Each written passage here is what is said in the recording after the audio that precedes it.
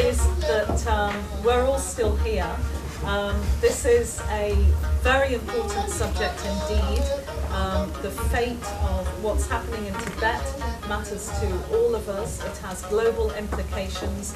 This is the first time that a group of Tibetans has been attending an international climate change forum to speak about what's happening in Tibet. So this is very much breaking news and making history to an extent. It's also a debate that China wants to suppress, of course. Tibet is the world's highest and largest plateau. It's the world's third pole because it contains the biggest ice fields outside the Arctic and the Antarctic. It also plays an essential role in the intricate process that creates monsoon rains across Asia. This underlines why we should all be concerned by a startling fact about which very few people are aware. Tibet's climate is warming twice as fast as the rest of the world. The impact of the current melting of Tibet's glaciers, more than 40,000 of them, is likely to be catastrophic. Limiting the speed of this change is everybody's responsibility. Tibet's climate is a global issue. Tibet's high altitude, rugged terrain and harsh ecosystem have resulted in the creation of sustainable systems of traditional agriculture, livestock rearing.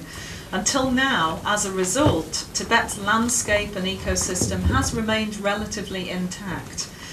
But China's policies of fast-track economic development based on an urban industrial model are damaging the fragile high-altitude plateau, and they're threatening to severely alter the hydrological regime of Tibet, as well as depriving Tibetans of the stewardship of their land at a time of global environmental crisis.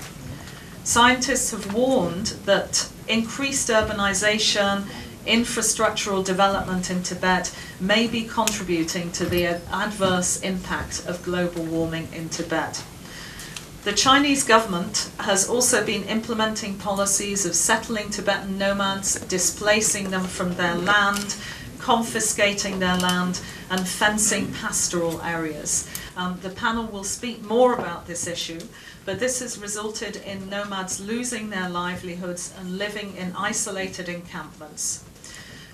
These policies are detrimental to Tibet's fragile ecosystem, as they're threatening the survival of the rangelands and Tibet's biodiversity.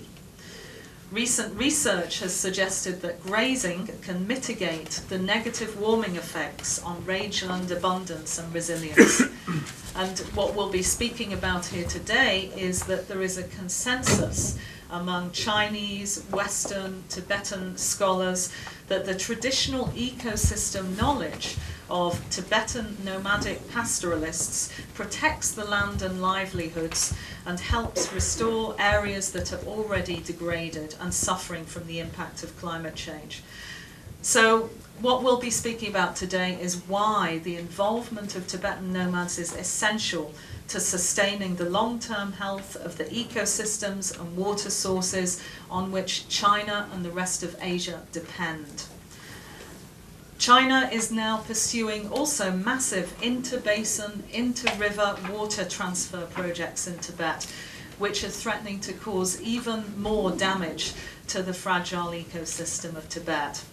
China plans to build nearly 100 dams across the Tibetan plateau and several water diversion projects to move water into northern and eastern China. And these projects will disrupt already overstressed water supplies of hundreds of millions of people in South and Southeast Asia. Very good morning to all. I'm happy to see a lot of people here who is interested, who want to know more about the Tibetan Plateau. I also welcome all the panelists. So,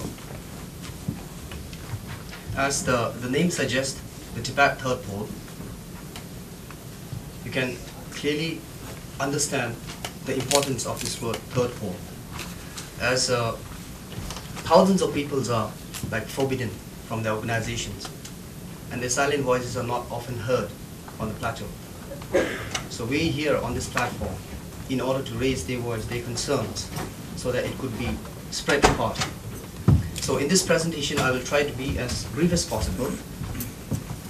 And if you have any question, we are happy to take at the end of the session. So, my first slide, as the Tibet, why Tibet matters. As you have seen from this slide, yesterday they were showing at the Ballot Center of the US EPA, they are concerned about this North Antarctica. Now here we are concerned about the Himalayan issues, Tibet third pole. It has been recorded that more than 40,000 glaciers are recorded on the Tibetan Plateau, the Himalayan range. And it is called the third pole because it has the largest ice mass sheet outside the two poles. It's called Hindu Kush glaciers. And next, in the significance of the Tibetan Plateau, as you can see from the NASA animated image here, the whole plateau is raised like 4,000 to 5,000 meters above the sea level, the average altitude of the plateau. So this plateau acts as the barometer of the Asia.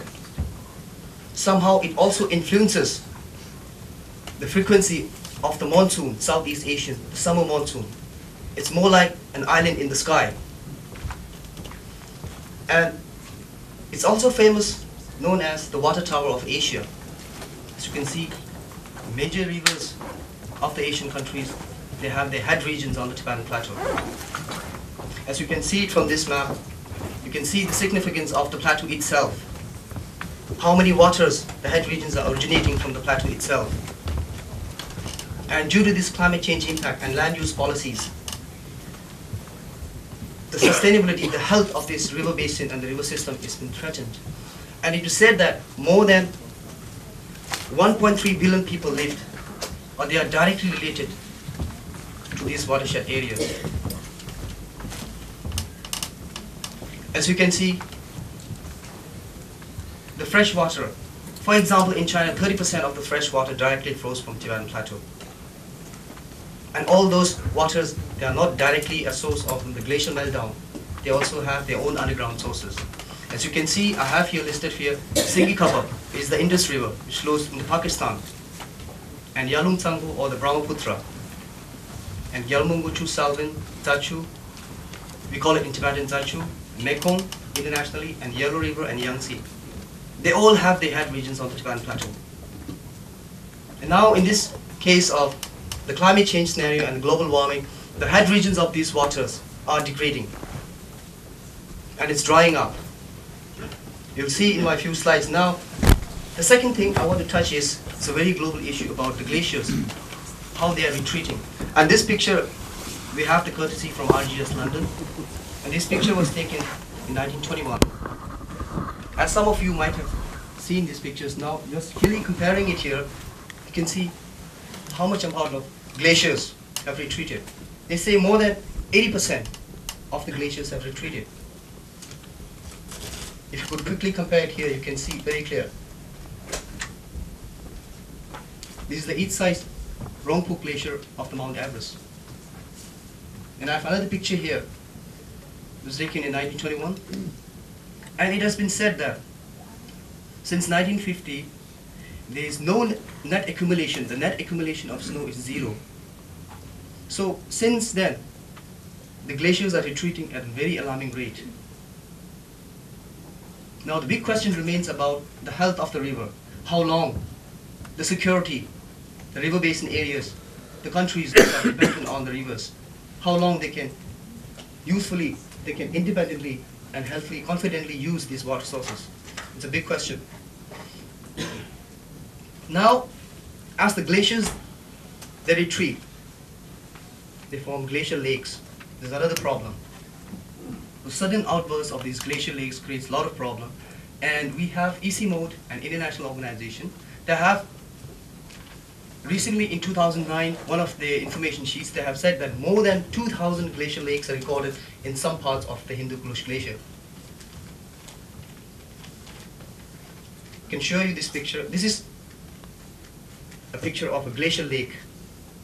The whole Derbis has been blown down by the glacier, and when the banks, they erupt, it creates huge flood in the neighboring areas and the countries without any alarm. And the next issue that I want to touch is the desertification. And this picture is taken 2008. You can see the extent of desertification here on the Tibetan Plateau. Since the plateau is 80% or 82% is covered with permafrost, and with this current age, with this scenario of global warming, the permafrost are degrading. This is what the science tells us. The permafrost is degrading, and it also increasing.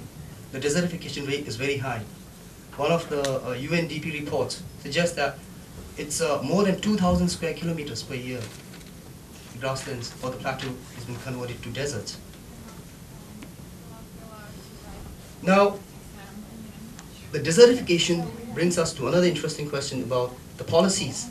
In order to protect the grasslands, the Chinese, they have implemented grassland policies. You can see very clear from here the fencing of the grassland. So this policy has somehow, the fencing policy has encouraged or has increased the rate of the grassland degradation. As we have also some scientific backings which says that the global warming and the grazing, they cancel each other. So in order to protect the grasslands, the policies, we have displacement of thousands of nomads from their pasture lands, who has been successfully stewarding the grasslands for thousands of years. They have been displaced into permanent concrete settlements. And we know that the policy is not working, and their voices are not heard. So, if I may show you this picture.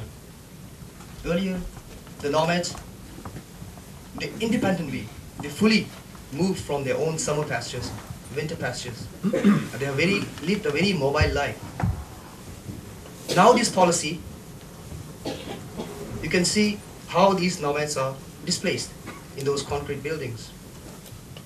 Apart from the health of the grasslands, you can see indirectly, you can see the culture, the pastoralist culture is also in a very endangered. These nomads, since now they have been settled, they don't have any skills to earn their living. So a lot of them act into petty crimes, danced. And another, we did a quick map here with some graph. We see this is the temperature of Lhasa, the capital city, in 1980, and we have found interestingly that the temperature has been increasing at a very high rate. But this doesn't show you the trend. It will give you some idea how the temperature has been increasing. And this rise in temperature somehow degrades the permafrost. As I've mentioned earlier, you can see that almost 80% of the plateau is covered with permafrost. And these permafrost play a very important role in maintaining the carbon balance. Millions of tons of carbons that are stored in these permafrost are being evaporated, are being emitted into the atmosphere. So as a result, these permafrost, they also have a very important role in maintaining the water security. Because, for example, this picture is the source of Machu, or the Yellow River. This is the head region of the Yellow River, where it originates. And you can see there's been annual drop in the groundwater level. It's one of the Japanese scientists, they say it's 10 centimeters per year. The groundwater level has been dropping at this rate. So at this scale, you can see how long the water can sustain. And this Yellow River plays a very important role in Chinese civilization. And I have some pictures here about permafrost degradation, the slow failure. The local peoples think that this is a very simple landscape. It's a landslide. But actually this is what happens when the permafrost degrades. The vegetative mat, all thing, they all get desert, and finally it converts into a desert area. I have some more pictures here. And this is not an accumulation of rainfall water. when the permafrost melts, the soil that holds the moisture, the ability of the soil to hold the moisture is gone. And finally, it's been converted into desert. The species are changing, and you can see this side. It's also one of the land use. On the other side, you can have the national highway, which was constructed earlier in 1960s, and it was renovated in 1970s.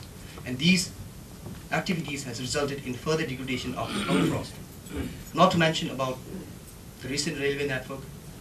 It was earlier. And it was said that 30% of this road has to be renovated every year. So this is a very interesting picture. This is a highway, and on other side of the highway, on each 5 to 10 meters, have you ever noticed something like that? So this is a land degradation. This shows the permafrost are degrading. And it spreads like a wildfire at a very slow rate. And there is nothing the modern technology or science can do about to bring that back to that original state. That's all. Thanks so much.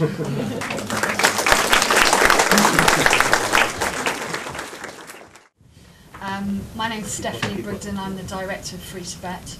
I'm here really to talk based on my own experience of when I worked as a development actor within the region. I witnessed firsthand over a 2-year period nomadic resettlement. So that's the justification for me being here today.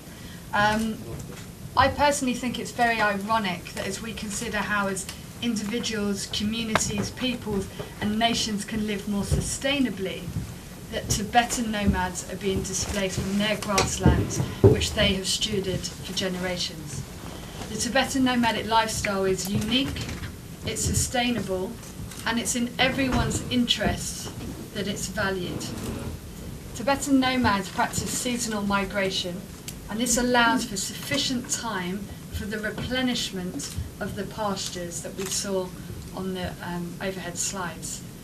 Just to take us out of this room momentarily, I just want to quickly paint the picture of lifestyle, Tibetan nomadic lifestyle. During the summer months, the Tibetan nomadic families, and they tend to roam as family units, so quite small units, they travel across the summer mountain pasture lands where the grasses are rich. The women primarily are responsible for caring for the animals, and that's ordinarily a mixture of animals. That's yaks, goats, sheep and horses. The women are also responsible for the milking.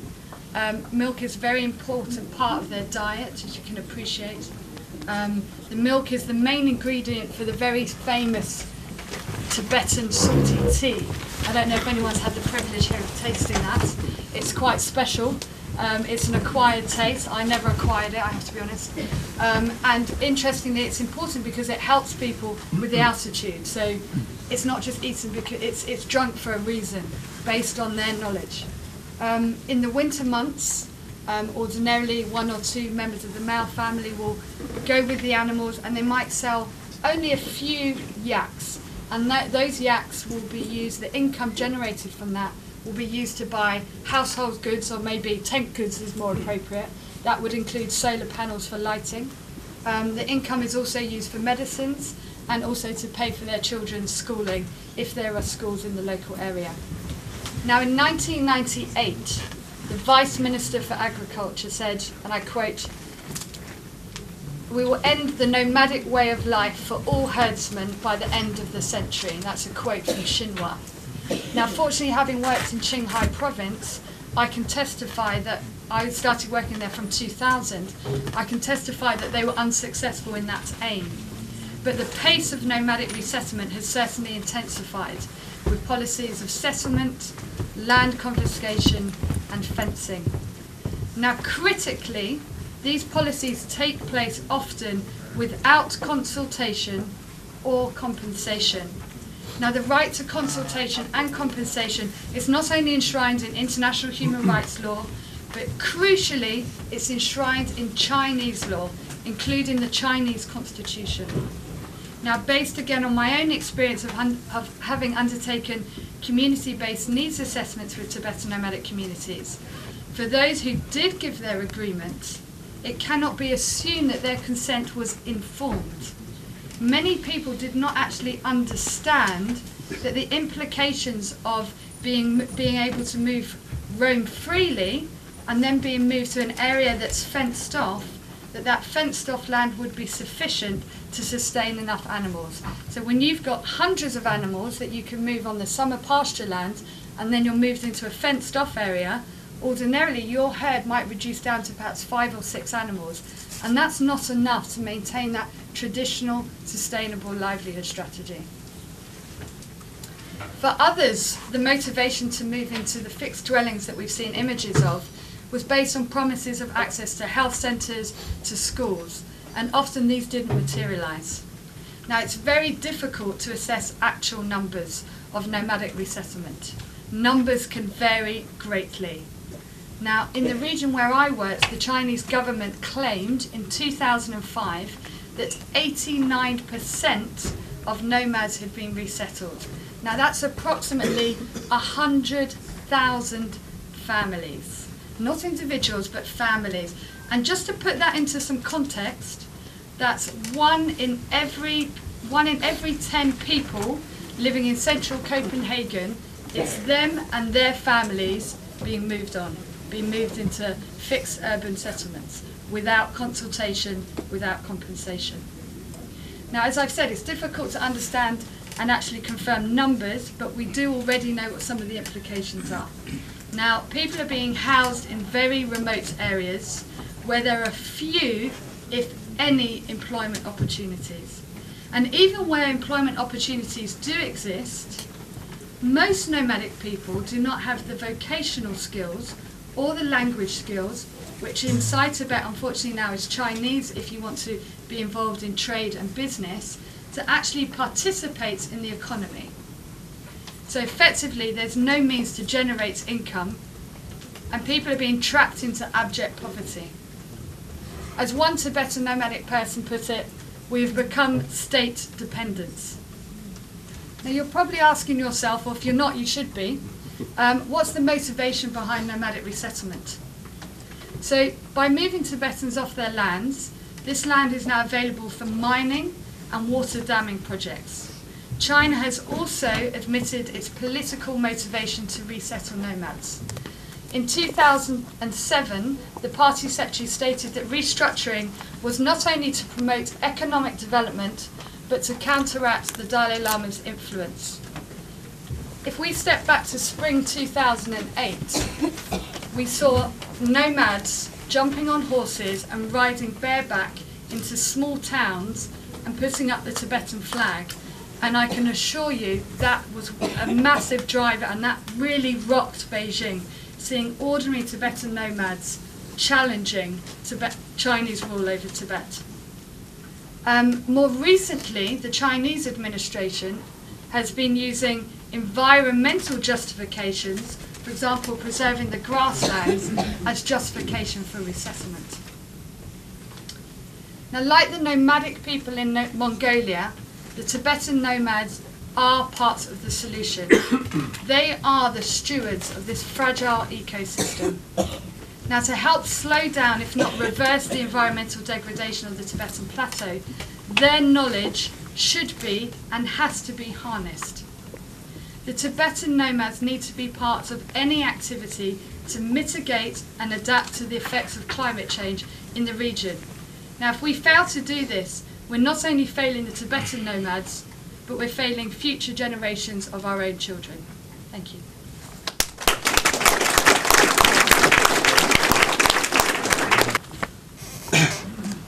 Right, I've been in 2007 back to Tibet as an undercover, and I've been to a few nomad resettlements.